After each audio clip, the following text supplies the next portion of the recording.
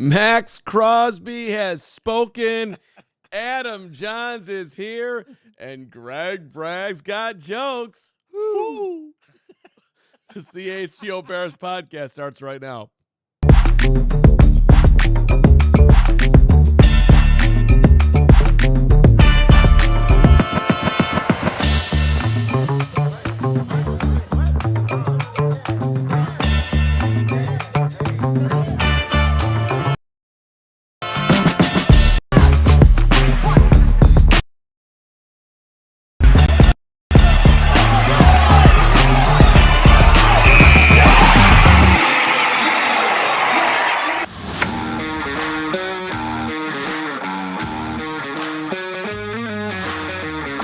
Oh, it's going to be a spirited Wednesday. I can feel it already. This is the CHGO Bears Podcast, as indeed we are in draft season, live from the Xfinity Loft, where Greg Braggs dominated last night alongside Joey Christopoulos and Sean Anderson, doing some college hoopiest for our friends over at Sling TV. But today we're back at it with our good friend Adam Jahns, who, was working hard while Adam Hogue, rumor has it, Hogue has touched down in Hawaii, and he's already been out surfing apparently and has done some amazing work. I'm completely making that up, but it's possible that he's done that. Johnsy, good to see you as we start the show here. Maxx Crosby speaking. We're going to play about a 3-minute and 28-second chunk of it for you if you missed his podcast, The Rush. Some really juicy stuff there. But Johnsy, good to see you. First off, how are you? We miss you, and we're really just happy that you're here. Good to see you, boys. Are you telling me that Adam Hogue on the beaches of Hawaii hasn't retweeted our mock draft yet? He's got to do it. Not acceptable. Well, I did tell him to do absolutely nothing for the next 2 weeks because, Hogue happiness is something that we want to see come back after this trip. And I think, a detour from He hasn't been happy? Have you not noticed that? Every time he looks at you, he looks like he wants to kill you, and then he wants to kill me. So, it's a trickle-down effect. Hey, but let's actually start with the breaking news of the day. The Bears adding another defensive lineman, James Lynch, 4th-round pick, Minnesota back in 2020. 3 years with the Vikings, tore his ACL in training camp, missed that season, obviously, then came back and played a couple of years with the Tennessee Titans. This is not going to excite anybody, but it is a depth piece. Johns, any reaction to the newest Chicago Bear, James Lynch? So that's 3 defensive tackle signings since the free agency window, or since free agency, the new league year has began. So my read on that, Carm, is that the Bears going into the draft, I don't want to say they're scared of what the draft may hold at defensive tackle and how things may shake out in the first 2 rounds, but they're giving themselves some options just in case their best defensive linemen on their board don't fall their way. Yeah, I saw Daryl Conrad on Twitter say the Bears are going to. Who's Daryl Conrad? A guy on Bears Twitter. Shout out Daryl. But it's his joke, so I just thought I'd shout him out. But he said the Bears are going to come at you with waves of mid, which I thought was very funny. But Conrad. I guess the other question is, it's always good to have rotational depth, for sure. But then I guess my question is, because I don't know if you caught this, Johnsy, and you were kind of, one of the first to throw out the name Cam Jordan as the offseason started. And Cam was on a podcast here yesterday or a couple days ago saying that he's down to like 3 options he's looking at. So do you anticipate that kind of a move being eliminated now, or is that still on the table? No. Well, if you look at the Bears cap space, I think they have like almost 0 at this point. So you have to imagine some restructurings are happening just because they have to get their draft class under contract coming up. You have to make room for that. But at the same time, I don't think any of these moves on the defensive line would rule out an addition in free agency like Cam Jordan at pass rusher, because let's be honest, the defensive line still needs help. That's going to start in the draft, and I would still consider these 3rd and 4th waves of free agency options for the Bears as well. And one more question I have to this, and I brought this up to Hogue when there was some of the posturing going on with Maxx Crosby, and we'll get into how that fell apart with him with the Ravens later, as Mark mentioned. But One of the questions I had when you talked about restructuring that I haven't really gotten any clarity on is, like, why does that have to be public knowledge? Like, if I was a team, I wouldn't want anyone to know that I'm restructuring, and that way I'm able to maneuver behind the scenes without showing my hand up. Like, does that have to be public knowledge, or how does that process work? So it's all filed with the league and the NFLPA. So like all these contracts, like if you want to know why all the details are out there, because it's all filed through the players union, and every agent gets to see these deals, and every agent becomes aware of restructurings. The league becomes aware of these. So there's like this database that a lot of people have access to, and then reporters use those people for or as sources, and certain stories and certain details come out of it. So to your point, yes, Greg, like I think the Bears would like to operate secretly. I think a lot of teams do, but there's a point to that because eventually everything is filed with the league and the NFLPA, and everyone gets to see it. Okay. You want secrecy, huh? Yeah. You don't want people to know when you go to the bathroom, right? You want to keep that quiet. Sure. Yeah, it's good. I just think this brag secrecy out of nowhere is interesting. Albert Breer who was making it public. What the Bears apparently, according to Breer, SI, MMQB, doing the big time work. The Bears have $213,000 in cap space left. The Panthers are next. That's the lowest in the NFL. That I guess with availability, maybe some teams are under right now. Is that possible? Regardless, they got nothing left. The Panthers have 4.5. They're second, and the Giants at 5.4 million, and on up. Jaguars, Vikings, etc. Vikings have 6. If you're 0.1, if you're interested in that. Nobody else in the division is in the top 10. So, and by the way, shout out to my guy Dani, which doesn't line up with what I'm talking about right now, but he's noticing that I'm staying hydrated today, which is why The big gulp. Yeah, so I did. I'm going. Win or lose, be a good sport. I got Camp Nebagaman on my mind today because Hoag's on vacation. I'm thinking about my vacation, my next one, which comes in I'm a August. little disappointed in you though, Carm. Well, hold on. Yeah, go ahead. Patrick Finley, who we affectionately call Pinley here on this program. I love Pat. He had the Karmapedia note of the day on newly signed defensive tackle what James was it? Lynch. His dad played at Nebraska as a linebacker, so James Lynch's middle name is Husker. Oh, that's good. Well, and I'm not going to be able to top that, but what I did do, Johns, and we'll see how good you are. I was looking at the stats on good old James Lynch. 3 quarterback hits last year James Lynch had. Now, that is 1 less than somebody on the Bears had 4 last year. On the current Bears? Yeah. Like still retained by the Bears? Dio Dangbo. Dio Dangbo is correct. He had 25 tackles last year, which is 4 more than James Lynch? Well, no. James Lynch had 25 tackles, which is 4 more than Dio Dangbo? Dio Dangbo. Oh, no.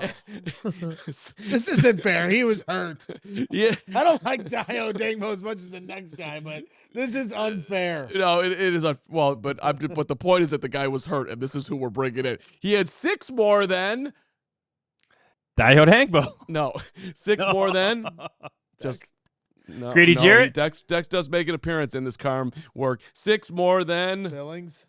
No. Steven just said Grady Jarrett. He left the Bears for a 1-year deal. I liked him a lot. Andrew Billings. No. All right. Dom Rob? Dom Rob is correct.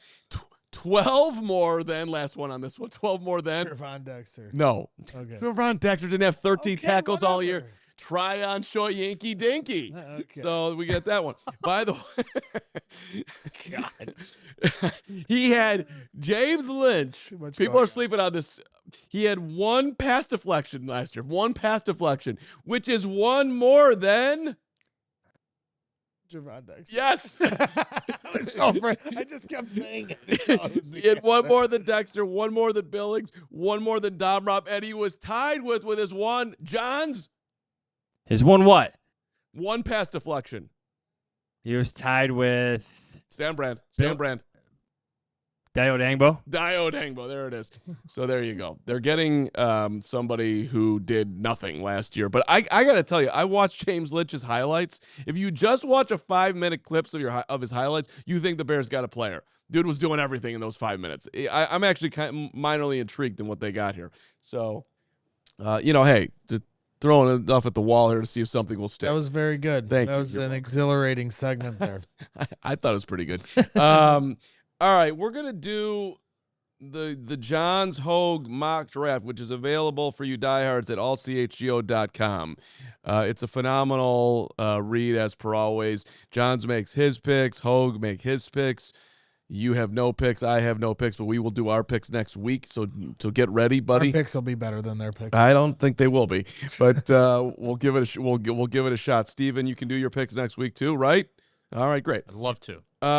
So let's just do the first round right now before we take our first interlude. Pick 25. Adam Jahns, who do you have the Bears taking at pick 25? Oregon safety Dillon Thieneman, former Boilermaker. Yeah, I was gonna say let's take us through your logic. Take us through your logic. I think you just have to be prepared if you're the Bears for a scenario where your first cloud of defensive linemen, pass rushers, defensive tackles included, aren't there at number 25. So who are the best players on your board? Who are the best players on the top of your board? And I think that could be one of the two best safeties in this class. Obviously, Hogue took the other safety from Toledo, but this is something I think the Bears have to explore, discuss behind the scenes, and I'm sure they are, because these top safeties could change your defense as well. So I like that pick. I mean, when you're talking about, this conversion into speed, and that's been the theme of the offseason for the defensive changes that Ryan Poles has made here, Dennis Allen and company, Ben Johnson. Obviously Dillon Thieneman, won the combine, just tested out of the waters. My only concern is, will he actually fall to 25? Because it feels like, and it's, right now it's prisoner of the moment. Felt like his stock was above that, but maybe the waters will kind of level out as we get closer to the draft. For Hogue's option, Toledo safety and Emmanuel McNeil-Warren isn't a bad second or third option if Thieneman is off the board, especially if you want to compare and contrast him to some of the other defensive line options as well.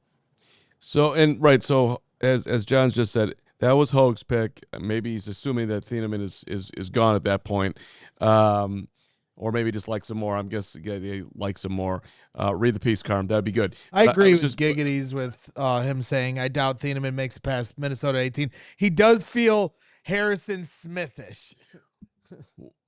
That would be an incredible pick if that turned out. Just to get everybody up to date here, because I just kind of perused the mock drafts, if you will. First round, there's a ton of them that you can look at. So Mel Kiper, ESPN, has the Bears taking Zion Young, the defensive end from Missouri. Charles Davis from the NFL Network has him taking Lee Hunter, the defensive tackle from Texas Tech, who I fell in love with.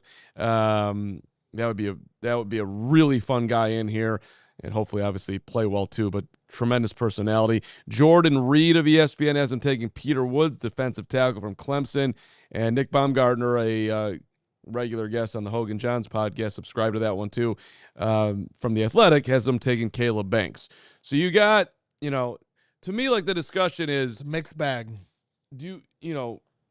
Poles has said best player available. So how do the Bears go about this? If in their mind, if the first safety is on the board, or even the second safety is on the board, and like their fourth defensive tackle is there, would they really just do straight, we need the safety, even though the other position is obviously a more premium position, as they say? Like, what's your sense on that, Jahns? So in my experience, like talking to some evaluators across the league, those who actually help make these draft day decisions, the only time that you would take need over like the best player available on your board is if the grade is so close, so minimal, like a decimal point, where, okay, like Thieneman's right there behind, I don't know, Lee Hunter. But you know what? Lee Hunter is going to turn 24 before training camp. Thieneman is younger. We really need a safety. We just spent all this money in free agency in our defensive tackle room. Maybe we go with the safety in this instance. Like, that's what evaluators have told me in the past, scouts, executives. That's what they've said, just in terms of separating need and grades. But I think it's an interesting discussion if you're the Chicago Bears, because you're looking at safety where you only have one surefire starter right now in Kobe Bryant. I know we're getting ready to jump to the second and third round guys here when we come back from it, but correct me if I'm wrong, Johns, but you've kind of been on that Peter Woods radar here the last month or so. Yes. Yeah. So yeah. Just curious, because like of the D tackles that I've kind of gotten to know, he's probably last in that line. Like, what do you like most about Peter Woods that you feel like he could be a fit here? Well, I like Fran Duffy's player comp for him. Do you see who it is? It's Tommy Harris. Oh boy, not bad. So Fran Duffy, our all-city draft analyst / expert, that's his player comp for Peter Woods. I'm not sure he's going to be as good as Tommy Harris, but just in terms of the makeup and what he can provide up front, that would excite me if I'm the Chicago Bears. Yeah, and for the record, I'm a best player available guy 10 times over. Like, that's always my philosophy, even later in the rounds. Like, who do you think is the best player? That take that your roster will work out better that way. If you have good players, you can always move guys and get assets and figure it out that way. To me, that's always the way to go. That being said, I don't see anybody who can get to the quarterback here in the middle of the defensive line. So I'm interested. Like Austin Booker, we'll talk about him later in the show. He came on last year and he flashed his rookie year. I don't necessarily want to steal a ton of reps from him because I do think the Bears are starting to look like they have something there. So, but in the middle, I see nothing that you can look at point long term. So it's a huge need here, and this is your highest pick. So I just hope it falls that they like somebody at 25 that they can take there, and then they can figure out the safety after that. But all right, let's get to the second round in a second. But first, got to give a shout out to Sling TV. We had a lot of fun last night with the first four, and the tournament kicking off and everything else. And Sling TV is one of the most flexible ways to watch TV. With the college basketball tournament here, Sling TV gives you access to the games and more control over how and where you tune in, Mark Carman. So check this out. Sling has flexible 1 or 7-day pass options. That means instant access to live TV for the men's and women's tournament. My uncle is a big NC State fan. I said, hit up Sling TV, get yourself a day pass. He did that, watched NC State last night. That's exactly how it works. And if you purchase any pass from Sling, and a 12 through 16 seed makes it to the round of 16 in either the men's or women's tournament, then your next day pass is just $1. So get signed up at sling.com/underdog. Live TV your way. Learn more at sling.com/underdog. No purchase required. To learn more, see the full rules, visit sling.com/underdog. Joey and Sean were so good last night. It was really a pleasure to listen to them. Shout out to our friends at, I don't know who was sitting in the middle seat. Shout out to our friends at Hooters. What's up, Hooters? Let me tell you something. There was some weird Greg Bragg's owl joke going around the office today that apparently got flying around. Yeah, it was amazing. Hey, hurry into Hooters for the deal of the season: 10 boneless wings or 10 buffalo shrimp. You know that Braggs is going for the wings. Us elite people might go shrimp. You're going for the fish sandwich. I got that coming up here. Yes, it comes with the curly fry or the Todd. It's under $10, $9.99. Who prices those things that way these days? Nobody, but Hooters does. They do have the big fish sandwich, perfectly seasoned, tender cod. You want it grilled? They can do it. You want it blackened? They can do it. You want it hand battered and fried? They can do that as well. That's what they do at Hooters, and they got the drink as well. Delicious options for you. Hoop it up at Hooters all March long, March 17th to the 31st. The drink of the month, by the way, is the delicious blend of Bacardi rum and a mango puree and a lime juice and a mint. It's the Mango Mojito for just $8. Check them out, originalhooters.com. All right, on to, I better see you at Hooters this month. You absolutely will. I can't wait. All right, so let's get to pick 57 and pick 60. Of course, the 60th pick coming via Buffalo and the DJ Moore trade. Adam Jahns with us for one more segment here.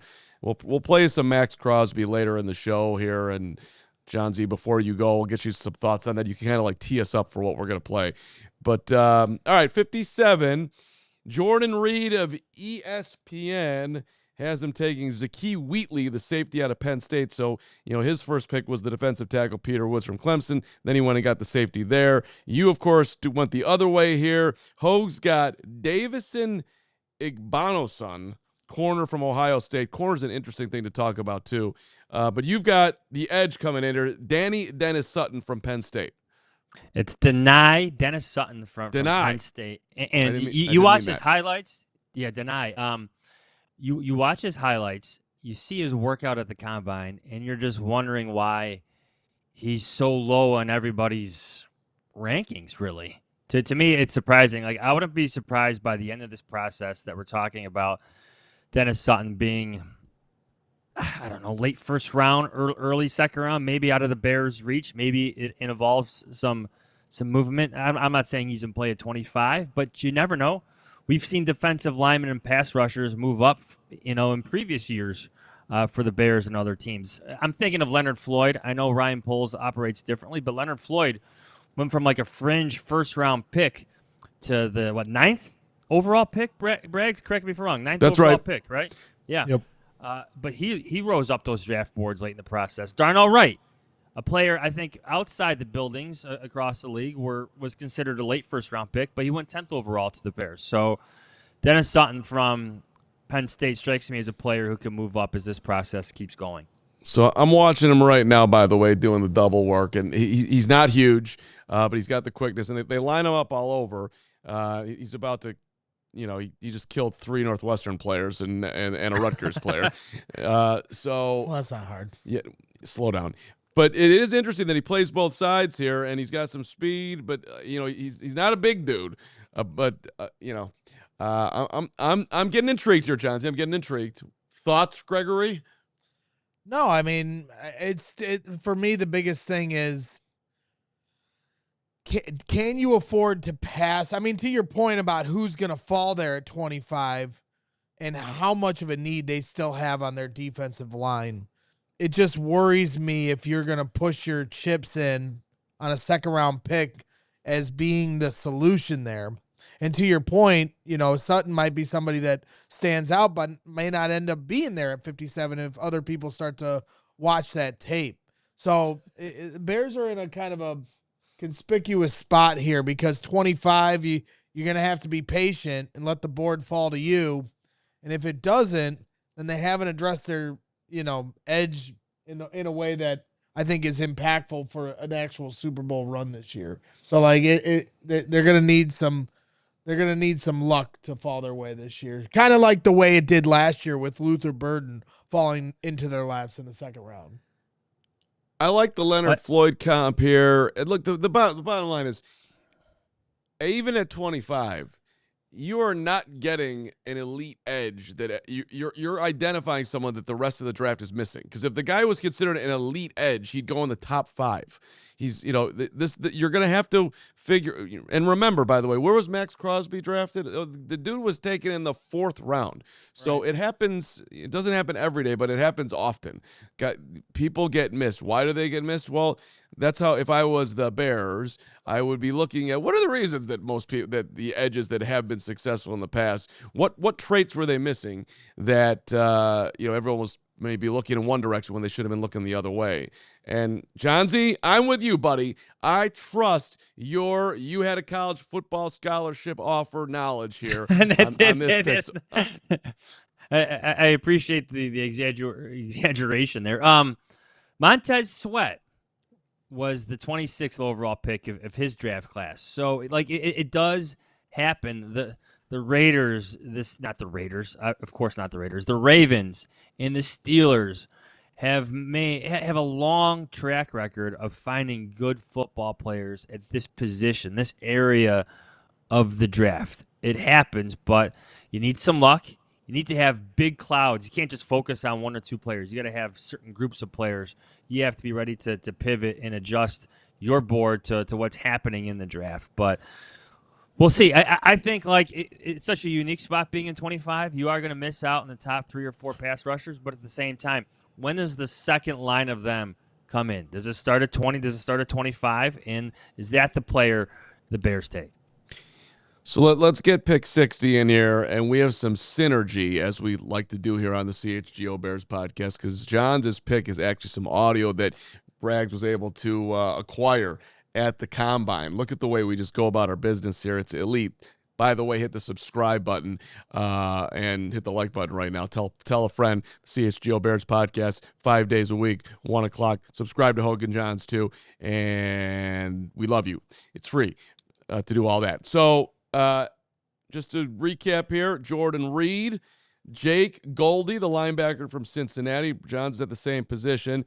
Damon Claiborne, running back from Wake Forest. Look at Adam Hogue going for some running back depth. We'll reconnect with Hogue in 3 weeks when he gets back from his vacation on that pick. And then, Johns, you've got Jacob Rodriguez, linebacker, Texas Tech. Do you want to comment on it, or do you want to hear from Rodriguez first? You make the call. Let's hear from. All right, here we go. Let's do that. Jacob Rodriguez at the Combine, filmed by Greg Braggs. Did you have a chance to talk to Chicago? I've had a chance to talk to him. I talked to him in the Senior Bowl. I've talked to him here. How are those meetings going for you? They're great. They're great. I think a lot of their core pillars as a team align with everything that I believe in as well. And I've had really good conversations with them. And I hope things continue to go well in the future. In Chicago, they're known for the peanut punch, right? And you had 13 forced fumbles in your career, 7 last year. Can you talk about how you were able to master that technique? Yeah, a lot of it has to do with practice and preparation. I think there has to be a purpose to take the ball away. Everything you do should be wanting to take the ball. You shouldn't want to be on your heels as a defense. You should be attacking, try to take that ball away. And I actually got to meet Charles Tillman this past week, where I was training, and so it was a huge blessing to get to meet him and hear some of his knowledge that he wanted to extend to me. And I know he'll be here, so I'm looking forward to seeing him again. But it was awesome, getting to meet him. And, everything we watch it, every day of every week. We watch somebody take the ball away. We watch a lot of clips of him and everything that he did to change the game for us. And I was just trying to do the best I could to help my team win. So, Greg, you stared into his eyes. Do you agree with Johnsy's pick here? What do you like about him? I mean, I definitely like the synergy, as you said before we played the clip. Elite Chicago mustache. If we're gonna get deep into the scouting here, obviously said he talked to Peanut Tillman, but more importantly, I think the way he plays. When you look at what they have been prioritizing here this offseason, I think he definitely fits the mold in terms of the physicality, high effort, high motor, all those cliches. I think he has those intangibles that kind of fit what they're looking for here in Chicago. Johns, what do you like about him? The athleticism, the production comes with it. And I think, like Greg said, he's got the instincts, the tenacity, the look. And I don't think it's such a bad idea to consider a linebacker. I mean, Jordan Reed did the same with Jake Goldie, who's an exceptional athlete as well. But with Rodriguez, there's a lot of ball production that comes with it. You mentioned the forced fumbles. There's tackles for loss. There's interceptions. He's been a productive player throughout college. And at linebacker for the Bears, TJ Edwards is here, but at the same time didn't play full season last year. He dealt with all sorts of soft tissue injuries, and there's an affordable exit point in his contract after this year. So if the Bears see an opportunity to upgrade at linebacker for Dennis Allen, I think they have to take it. Ibsen Law Firm, who loves my work on the daily, he's asking, where would he play with Edwards and Bush? He's going to be the strong. Well, I think part of your calculus when you're drafting a linebacker right now is you don't know where TJ Edwards is going to be at. And there will be obviously times where you're going to be playing 3 guys out there. So, as we saw last year, the injuries are also a part of the equation. Yeah. They lost Tremaine Edmonds and TJ Edwards at different points. That's why you bring back DeMarco Jackson. That's why you signed Devin Bush. And you're not just drafting him for 1 year. Right. He gets a 4-year contract. Let's not forget that Brian Urlacher once started his career as the Bears' Sam linebacker before moving to Mike because of an injury. So things happen. Depth is important, and you're always trying to get younger and faster if you can. I think TJ Edwards would be a great role model for that entire linebacker room, and he brings Jacob Rodriguez would bring everything you want for you look for in a Chicago Bears linebacker if the Bears select him on day 2. Yeah, I personally think he could play middle linebacker for the Bears. The questions are he's a little bit undersized. He measured in at 6'1" at the combine. He actually tested better than most people expected. He had a really good RAS score, 9.23. He ran a 4.57 40, which was great. 39.5-inch vertical, by the way, for Jacob Rodriguez. That's Braggs-esque. Explosive. That's what I'm known for. Yeah. But yeah, I mean, the questions were really just about his height. At this point, after his testing, I'd be surprised if he slips to pick 60. But if he's there, I mean, the Bears should really run to the podium and try to get him. He's a guy. I want to say he was top 5 in Heisman voting too, and he won the Butkus Award for the best linebacker in the country. So I mean, he's got all the accolades that you want, and the production's there as well. Jahns likes him. I like him. I'm with Jahns the rest of this draft. I'm officially picking my lane, and I'm a Jahns guy. You know, Hogue's great and all, but when it comes to the draft, I'm with Jahns. What about you? Absolutely. There we go. Take that, Hogue, on your beach somewhere in Maui. Hogue. Hawaii Hogue. I mean, there's nothing I'm rooting for. Running back. We need Hawaii. We're doing this thing with Sling TV right now, and at 12 through 16 seeds win, you get $1 day pass with Sling TV, and Hawaii is one of those 12 through 16 seeds, and I need Hawaii to win because then they play Wisconsin, and so we need Hawaii to get to that final 16 over Wisconsin. Although I kind of feel like Wisconsin might upset Arizona, so. There's an interesting thing going on with Hawaii there. I do like that Hogue on assignment. I also like Carm Sweet Bippy saying Jacob Rodriguez, one of my favorite players in the draft. Shout out Carm Sweet Bippy.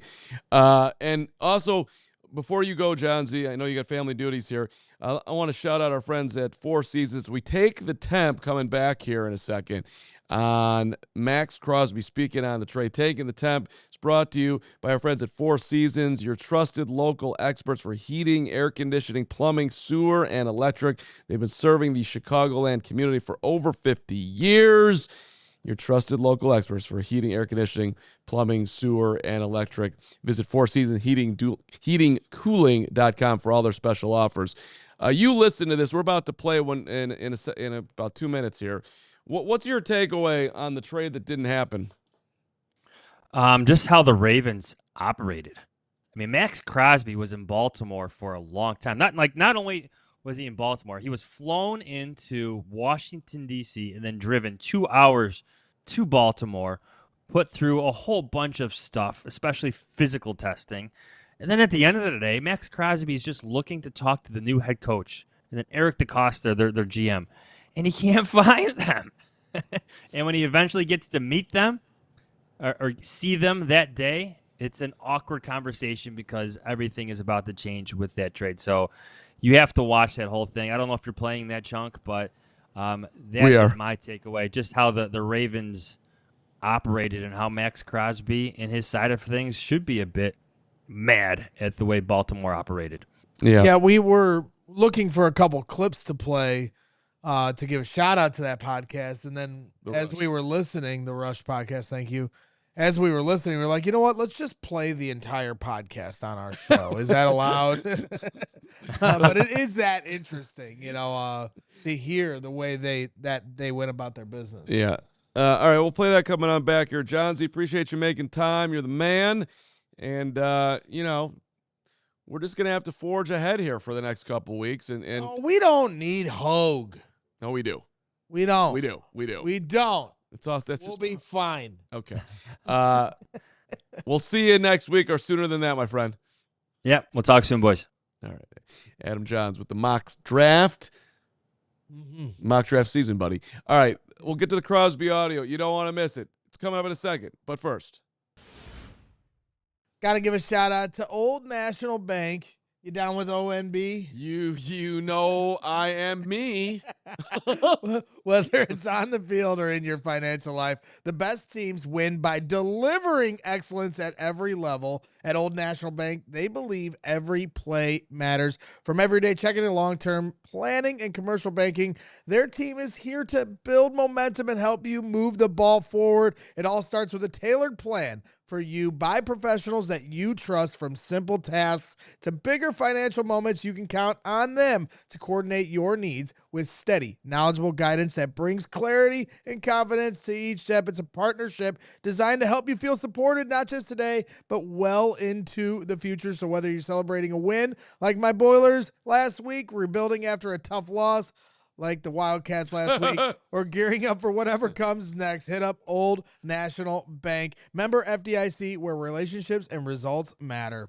Shout out to Old National and to our friends at Bet365. Good, better, best. Chicago's home to the most iconic three-word slogan in American sports. And the Bet365 is going to honor that shirtless rally cry with a three-word motto of their own that's called the early payout offer.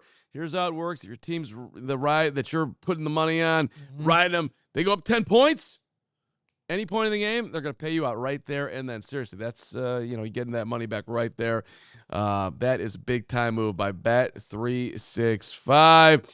It is the time to get in at Bet365 with their $150 promo. Any new bet at 365, a user is going to get $150 in bonus bets after depositing $10, making that first $5 bet. It is as easy as riding the red line from Addison to 35th. Shout out baseball season coming on up. It's no Chicago handshake, but as great as deals go, it's probably the next best thing. Bet365, where winning is everything. Download the app and use the code CHGO365 at sign up today. Gambling problem, call 1-800-GAMBLER. Okay, hit the like button for Jahns on the way out. 78 likes for a Jahns appearance.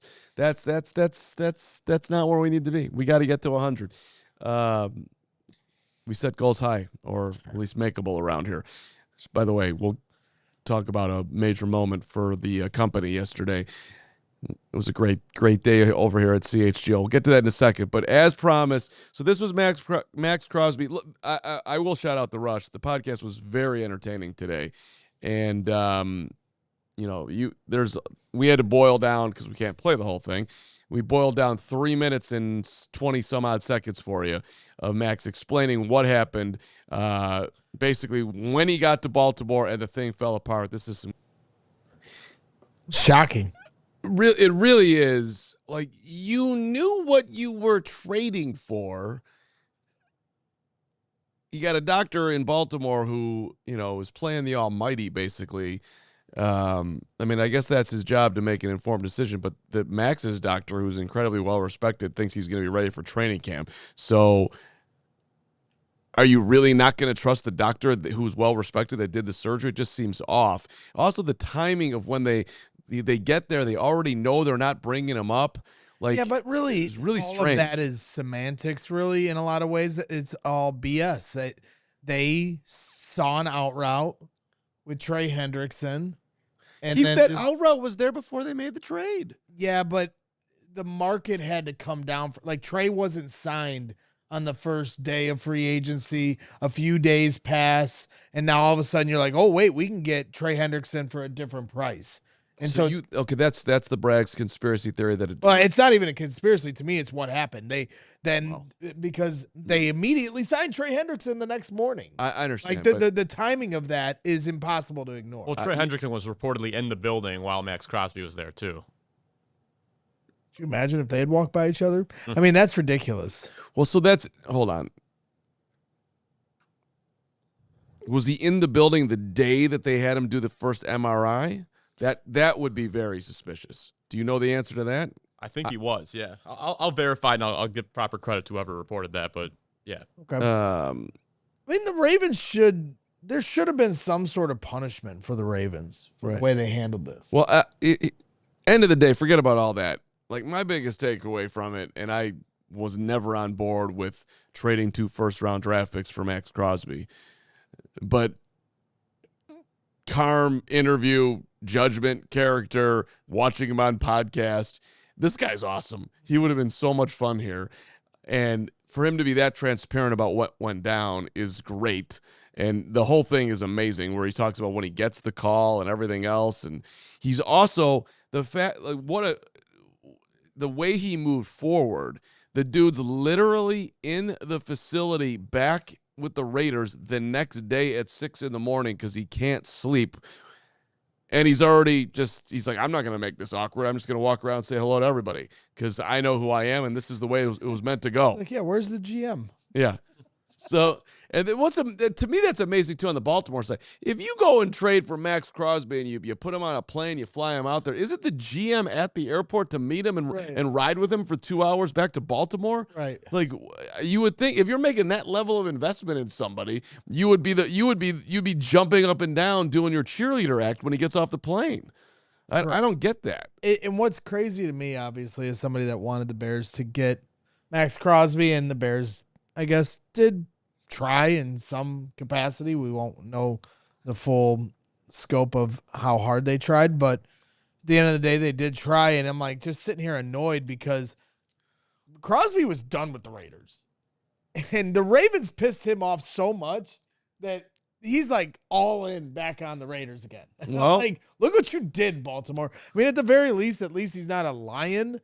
And he's not in the NFC. So I can take that consolation prize, but I'm just irritated because it felt like the Bears had an avenue to get him after all that. But you pissed him off so much, now he's back to being loyal to the Raiders. Well, that was one of the fun parts in the podcast, too, where he talked about his phone is consistently blowing up. The Ravens signed Linderbaum. They signed 12 players. Raiders, yeah. I'm sorry, the Raiders. I said my bad. The Raiders, he's getting all this Raiders news of everyone they're signing, a guy that never wanted to leave there, and now their roster's way better. That was funny. What do you got, Steven? So, yeah, I had a little off. So it was Dinah Rossini that reported on the Rich Eisen show. She said that Maxx Crosby and his family were in the Ravens building while the Ravens were attempting to sign Hendrickson. So he wasn't necessarily in the building, Hendrickson, right? But they were discussing the parameters of a deal with him while he was there. So they get the to me, what happened, and clearly, despite Braggs' outstanding conspiracy theory, their doctor did not agree with Crosby's doctor, and he gave him, dude, this is bad. He's gonna be da-da-da-da-da. And they were like, all right, we're out. And they quickly let's get Trey on the phone. Shout out to Kevin Fishbane, by the way. Athletics Diana Rossini. Thank you, Fishbane. Athletics Diana Rossini. Oh, that's funny, Fishbane. Why is he shouting out in a bag of bonds? Good shirt. Shout out Nabagaman. Hi, Braggs. He said hello to you. No. He said hello to you. Nabagamon's the greatest camp ever. Does he go to Nabagabonds? It's Nabagaman. I call it Nabagabonds. Actually, you called it Nebagayman, is what you did call it. But I guess we'll take Nabagamonds. Never mind. We'll take Nabagamonds out of you. Thank you. I almost had a good joke. Let it fly, but Greg Braggs has got all the jokes. We'll play another one of them coming on back. But first, want to give a shout out to Huel. Huel is a perfect solution for high protein routine, busy days, and convenience.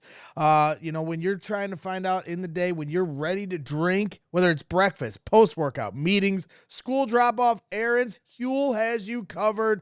A complete meal, a complete meal you can drink. Don't look like Huel. Drink Huel. Way to go. Right.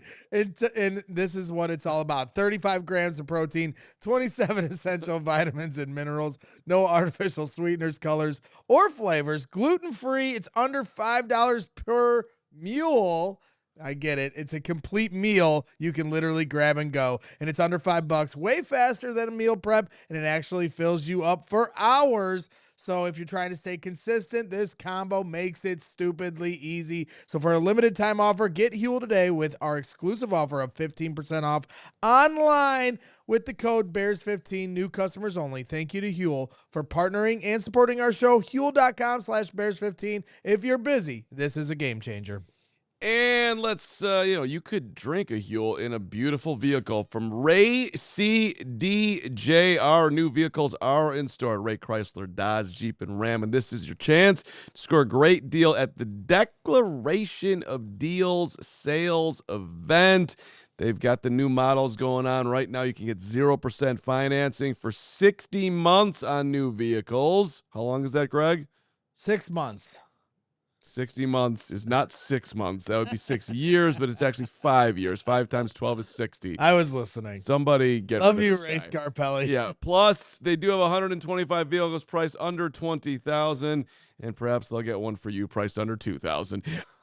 Ray CDJR, get on out and see our friends with the raised price promise. You can shop confidently, no add-ons, no hidden fees ever. The price you see is the price you pay. The team at Ray CDJR is the only one we recommend. For more information, visit Ray CDJR today on Route 12 in Fox Lake or online at raycdjr.com. They've been serving the community since 1963. Shout out my guy, Ray Scarpelli. All right, Gregory, we're about 2 minutes away from playing a very funny Greg joke. Right. Where he filmed me without my consent, and I will be talking to human resources about the difficulties of working with this person on a daily basis. But it was at least moderately funny. So congratulations, and we're going to play it because it was, moderately funny is a good level. I've been for on you. a roll today. You have, and you're doing great work. So let me just ask you this. Yes, sir. Sir Greg, if you mentioned Cam Jordan early in the show, all right, he's one of the, call it a handful of edge rushers that are out there, 37 years old, who could be a stopgap guy. But he would take snaps away from if they draft an edge and Austin Booker as well, assuming that Montez is out there. Do you want to do that? Do you want to block the edge? I would assume at some point in the draft they're going to draft an edge, whether it's early or late. They're going to give somebody. They're going to take a flyer on someone, maybe more than a flyer, right? And then you've got Booker, who played well at the end of the season last year. What were his numbers? His numbers were final 5 regular season games. He was on the field, over 82% of the time. All right, that includes the playoff. And in the 2 playoff games, he was on the field 92.6% of the time. Wow! Shout out to your guy Brad Biggs for these stats in his mailbag today. And then 6 games. Keep the playoffs in final 6. He had 4.5 sacks. He had 8 quarterback hits. He would have had more. He had penalties against Green Bay. I mean, he was active, man. When they in the biggest moment of the season, now he was a little fresher at that point than everybody else. So maybe you want to deduct a couple of points for the fact that he had gone knocked. He got penalized, right? But Jordan Love gets knocked out of the game. His motor, whenever he's been out there, has stood out. He knocked Jackson Dart out of the game. People remember that comeback for the Iceman at the end, running the touchdown in, 2 touchdowns there to finish. But if Booker doesn't knock out Jackson Dart to start the fourth quarter, that game might go differently as well. I'm a big Austin Booker guy, but I think the same logic that you were applying to the draft with best player available should be applied to the logic of worrying about how things shake out for Austin Booker. Because as you said during that with Jahns, just take the best player available. These things will work themselves out in a positive way when you do that. But that's a different thing. Getting more players to this rotation and Cam Jordan comes in, that just creates competition this summer. That just creates competition early in the year of how this coaching staff shakes out the snaps and who's going to get used the most. Have you looked at the numbers on Cam Jordan, though? Like last year he had 10.5 sacks. But the year prior and the year before that, he did nothing. He had a resurgence last year for sure. You really want to give that guy $10 million? Well, I just think we're it just depends on how they approach the beginning of the draft. They're scraping at the bottom of the barrel, yes. But you need bodies. I mean, you need to have bodies. You're going to have injuries on the D-line as you had this year. And so I just think, and I see Spawn here in the chat saying Cam Jordan's not coming for competition. He wants to get paid. No, and I don't think Cam Jordan's worried about signing with any team. And like the teams that he's going to choose to sign with, he's not going to go to a place where he's worried about how many snaps he's going to get. And if he comes to the Bears, Cam Jordan having the resume he does and the familiarity he does with Dennis Allen, he's not worried about that. He's looking to cash the biggest check he can cash at the end of his No, career. I disagree with that. Cam Jordan's already made a ton of money in this league. He wants to play on a team where he can win. He's played on the Saints the last few years. They haven't done anything. He's trying to finish. If he's still trying to play, yeah, he's going to try to get some money, but he wants to play on a team where he has a chance to make the playoffs. He was just quoted talking about like he'd love to be back, but we'll see where the money is. Who's paying? Yep. He look, yeah, made a ton of dough, but when at the end of your NFL career, when you know that you're never going to make that money again in your life, and maybe he doesn't need. I'm sure if he's smart with his money, he obviously doesn't need it anymore. But one more big payday, you'll take that. Yeah, it's I get that. I'm not trying to completely fight it. I just would think that most guys at the end of their career are trying to make the play. They're not just going to go to some garbage team for money. They're not. I would not all. I mean, there's some for sure. I mean, who was the guy that the Panthers signed? The 37-year-old Jalen from the Dolphins. Then he Naylor. No. What? Yeah, Jalen Jalen Phillips. He was like, yeah, I didn't even talk to the Panthers. My agent just told me the number, and I said yes. Like, he's just trying to get paid. So thank you, Jeremy, Jalen Phillips. So I get that. There's a part of that. I just maybe I'm projecting how I would play it at their age and how many years I've been in the league and trying to put it from that perspective. I would want to play on a team that I have a chance to win.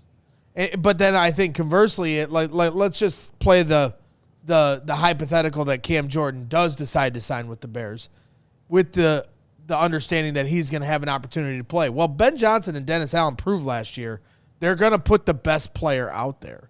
So if Austin Booker ends up being that guy, I think he has every opportunity to earn that in the coach's eyes, and they're not going to play favorites. I don't care how much money you make or what your resume is in this league, and that's what I like about this coaching staff. They prioritize who can help them win now.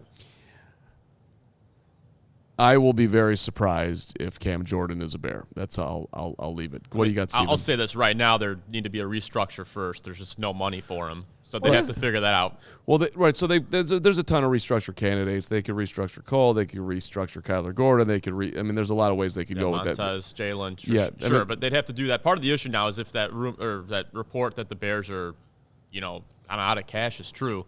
When you convert somebody's contract, what you're doing is you're creating a new signing bonus for them. You have to pay that up front.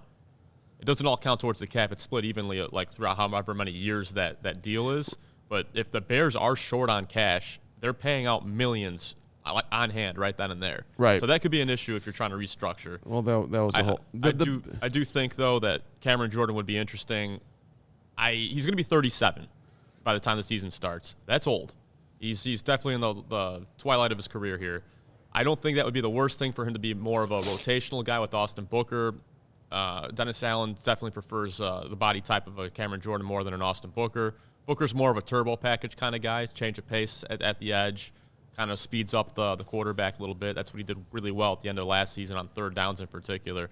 So that tandem could actually work pretty well. I just don't think the money's going to work. Yeah, my guess is they'll go the draft and develop route. Rogue Agent, you missed an opportunity. There are no more old farts on the roster. You should have said and on the podcast, Carm. You had it and you just blew it, Rogue Agent. But I got you. Yeah, that's a good one, Rogue. And honestly, all things being equal, we're talking about free agency, but talking about who we can prioritize in this draft. That really good defensive end from Temple. Yeah? Yeah. That's your guy? Yeah. You don't know his name, though? You know what I'm talking about? That really good guy from Temple? Play his joke, would you, before he went for it again. I think Braggs is having a moment. But so this was earlier today. Should have gone with Rice. Aren't they the Owls? Temple's the Owls. Oh, is it? Okay. Oh, well done. Temple Owls. Who? All right, not to get ahead of our fine moment here in time, but do we have time to play this right now? I think we do. Let's play it. I think we do. Okay, here we go. Greg Bragg's behind-the-scenes humor for everyone.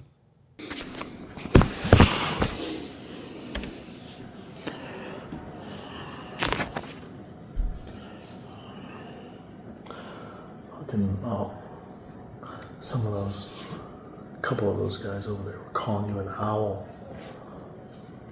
What? A couple of them fucking. I know what you want me to say. Huh? I know what you want me to say. What? I'm not going to say who. That's more of your level of intellect.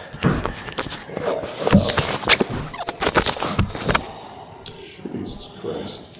Con. What? A couple of them guys over there. A couple of them over there are calling you an owl. What guys? Over there.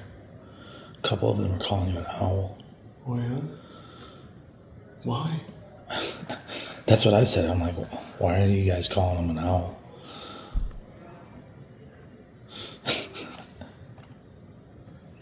Is everything okay? No, I'm just telling you. I'm just telling you what I heard. Which guys? Like Pat Norton? Huh? Pat Norton? No. Luke Stuckware? Uh-uh. Who? You know what's interesting here? You know what's interesting here? He got it. You got the payoff. By the way, are we there? Are we there? We're good. That was great. Yeah. No, that was fantastic. If you want more of that content, become a diehard and whatnot. Who?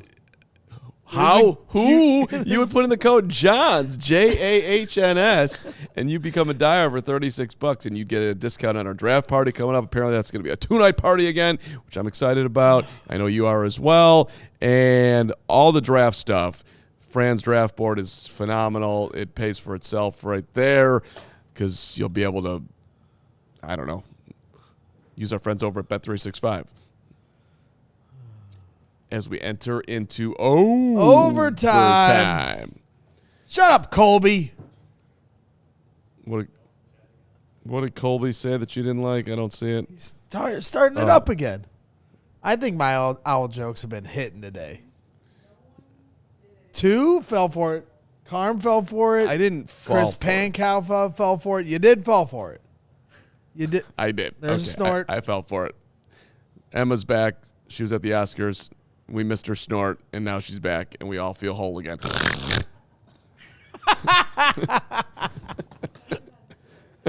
That's a good one. All right. What do you think? How about the plaque here on the? Let's do that. So as This you is how we get. Owl jokes have brought us to this momentous plaque that we received. We obviously did our 100K show a couple months ago. But YouTube sends you a plaque for the 100,000. We thank you to YouTube and everything they do. Just think about if this was an owl podcast. That would be huge. Maybe that'll be your 17th podcast that you host and run and do something with, and you could employ a bunch of your other bragsies.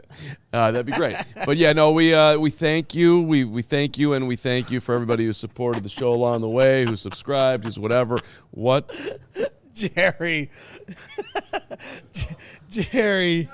Yeah. Jerry's. Jerry is craving. Jerry is craving. The way he pivoted instantly with his name to keep himself alive in the chat was really impressive. Thank you for doing that. And so we told him that he had to make an edit, and he did. Chim called him out, I think it was, right? And it really called us out for allowing that preposterous name in our chat, and we didn't like that at all, Jerry. But we are impressed that all you had to do was just take off a word, and now you're out there. Jerry's craving. And he's staying on brand with his Jerry's Craven jokes. Tomorrow, huge show, as per always. Not exactly sure who's going to be on it, but we've got one. No one's going to believe you because yesterday you're like, we have a huge guest coming on. We did. Adam Jahns was on the show. Yeah, even my mom that watches the show, I see her in the chat today. She's like, "Oh, who's the big guest tomorrow?" I'm like, "There's no guest. We don't have a guest." Okay, slow your roll. I book big guests on the show all the time. But you did it Right, today. but we actually do have a good But guest tomorrow. I forgot that Jahns was coming on today. I didn't want to take away any of the Jahns shine. We got one. So this is a one guest show. I'm not stuffing more of my premium guests when we have a Johnsy swimming in. We are talking to a former Bear tomorrow. I'm not sure if we're gonna play it on tomorrow's show though. Oh, that's right. That's right. And then Fran Duffy might come on tomorrow, but he's got something going on with his eyes. Bad eyes? Something. And I told him, we don't need his eyes for him to do the show, but we'll see. Yeah. I've been pressuring him. Connie Nicholas is mad at me. We just need to hear him. Why is Connie? What's mad at Connie? What's wrong with Connie? She thought there was a big guest today. Apparently, Jahns wasn't good enough for Connie, and now I got to apologize to Connie. Well, I got him with the owl joke today. He's been everybody's hooing at him now as he walks around the studio. So we got him. I wish Greg luck the rest of his day. I hope he goes to Taco Bell and tries to. Well, I saw the owl joke on Instagram or something. It's very funny, and people falling for it. It's not the oldest joke to me. I had never heard it before. And so I did the joke with Addie, my daughter, in the car the other day, and she just thought it was the funniest joke ever. And there's nothing that gets you feeling better than when you nail a good joke to your 7-year-old daughter. And so then I thought I'd come to the studio today and share it with the world. Great job. I mean, really impressive. And of all the people, because nobody was falling for it.